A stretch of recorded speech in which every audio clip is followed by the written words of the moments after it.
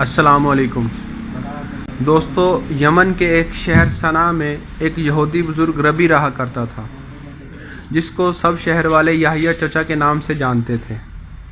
ایک بار یحییٰ چچا کو اپنے یوم السبت، جو یہودیوں کے ہفتے کے دن عبادت کا دن تصور کیا جاتا ہے، تو انہوں نے اپنے یوم السبت ہفتے والے دن کی عبادات کی تقریبات میں شرکت کے لیے صنعا شہر سے دور ریدا شہر میں جانا تھا۔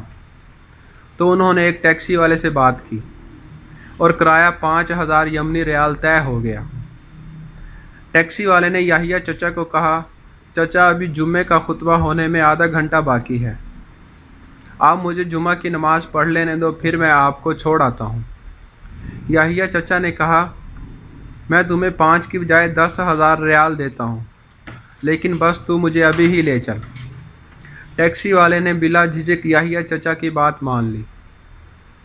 سفر کے دوران گپ شپ میں ٹیکسی والے نے یحییٰ چچا کو کہا، چچا آپ کی عمر چل چلاؤ کی ہے اور آپ کا جسم بھی کافی کمزور ہو گیا ہے، وقت کا کوئی پتہ نہیں، تو آپ کیوں نہیں اسلام قبول کر لیتے؟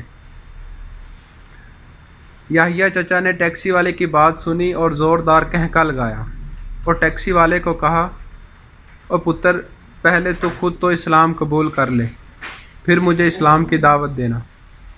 ٹیکسی والا پریشان ہوا اور کہا، کیا مطلب؟ یحییٰ چچا نے کہا، میں نے اپنا ہفتہ بچانے کی خاطر 10,000 ریال خرچ کر دیے اور تو نے اپنا جمعہ 10,000 میں بیچ دیا۔ دوستو، اگر آج ہم غور کریں تو ہم سب مسلمانوں کا یہی حال ہے۔